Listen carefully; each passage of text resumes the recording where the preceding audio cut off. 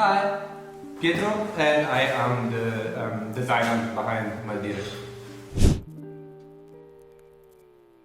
I also wanted to tell a bit of a different story. I got fired from every theater where I worked on, and it was really always very traumatic, but I had so much fun, and I met a lot of amazing people, and I got so many incredible stories, and I just thought that it's very important to be able to tell these stories, and also instead of having a very happy and sunny brand, also having a brand that is working with broken dreams, you know, like just to tell also what happens behind the curtains and not only what happens on stage.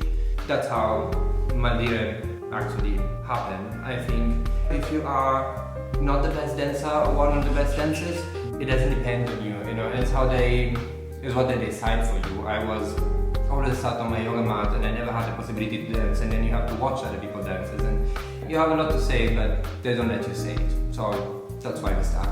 Why do you dance? Why do people dance? It's for the fantasy, you know. It's not just because it's not sport. If you want to do sport, you do Pilates. But if you want a bit of this artistry, you know, if you want a bit of the dream and the fantasy, then you dance, because you can be a swan, you can be a rose, and of course it's delusional. Of course it doesn't make any sense, but it's your fantasy. And if people don't let you live this fantasy, you suffer and you get really frustrated. And I think it's nice that somebody is trying to address this feeling, because I met so much people that were feeling like me, you know. I always wanted to address that feeling. I think there's a lot of strength in that feeling. Everything should be sunny and happy in this branch, but MALDIRE actually comes from a place of anger and frustration, and that's why, you know, like my logo is two snakes facing each other because they speak bad of each other, and because it's MALDIRE means to curse, it means to speak bad of. It comes from the Italian maledire. If you buy me a drink, I tell you a story. In Italy, you have the nature coming over it, you know, so it's really this constant flow and volumes and stuff, and I think this is also super nice to apply on clothing. Like that's what I always wanted to do, to add volumes, you know, like that's why you make all these lines, because movement is volume. Like when you move, you go around it, and you get bigger, you get smaller, and then if you add all these lines on the body, you can completely change the silhouette. It's fun. People ask me, I don't know, like, what is your inspiration? What is your process? There is no inspiration. You find something, and then you just start from this idea, and this idea grows into something, and then grows something else. You know, and one year I'm doing animal prints, and then the year after suddenly it's paintings, and then now it's again, my God, flowers. I will always do flowers. I love flowers, but it's never the same. I'm really obsessive with historical dressing at the time, like history of fashion. I'm researching quite a bit, so I hope you're prepared from some old school silhouettes. I did produce for a few years with recycled fabrics, and we are not anymore. We finished in the dead stock and that's it, but I will not reorder the fabrics. What is super interesting is the actual situation about the truth of recycled fabrics. You know, like people, and there's a huge amount of greenwashing, because I think people just want to check this box and they think like, yeah, okay, I buy recycled fabrics, I did my part for the environment.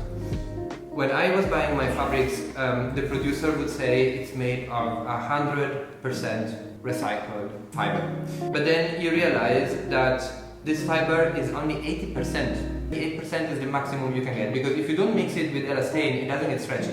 And the crazy part in this is that when you have a double or a mixed fiber fabric, you cannot recycle it again.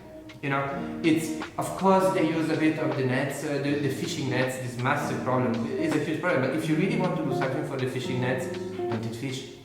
You know, it's so simple. It's really, you're not gonna change the world buying recycled fitness wear. That is not. I would say the first thing is to realize that it's not a competition. Like you don't want to, you just want to do your best, and it's okay if sometimes you don't manage. It's okay if sometimes there is some things that you will never be able to leave, at least, you know. Like, plastic allowed the humanity to get here, you know, like there is some things that you cannot stop. Contact lenses, medicine, it needs to be in plastic. But what is wrong is the way we use it and the way we abuse it. It's a necessity, it's plastic, but there is many other things. Food, I think, is the first things that you can, like, a time of the world where eating fish is not sustainable, where eating meat should be a luxury. Of course, I don't say anybody should do that. I also, you know,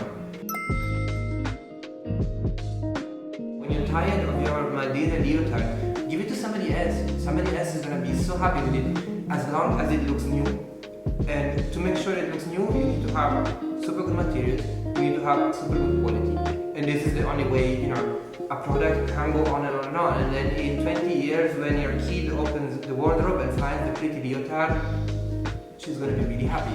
And this also means that for generations, you will need to buy less. And this is sustainable for me, you know, like the fact that, why, you know, like I try to keep MALDIRE so local, like we can reach by car everywhere within 1 hour. It's really, I know it's really stupid for me because sometimes it makes my product so late. And it was, however, my choice. I want to have them made in Italy, I want to be local, I want to support the really small industry there. I'm always late, so there's no point in having goals, really. I'm trying to have a lot of fun in the process and not too much stress, and that's more than enough, I think. There is a couple of projects we're working on, so we're gonna do a non-printed line. And after that I would like to swimwear, and it looks amazing already, I love it. Then I would like to put my hands on leisure wear, so redoing a bit of yoga, pilates and stuff, and bringing in some new silhouettes. I'm not gonna say anything more. I'm gonna say.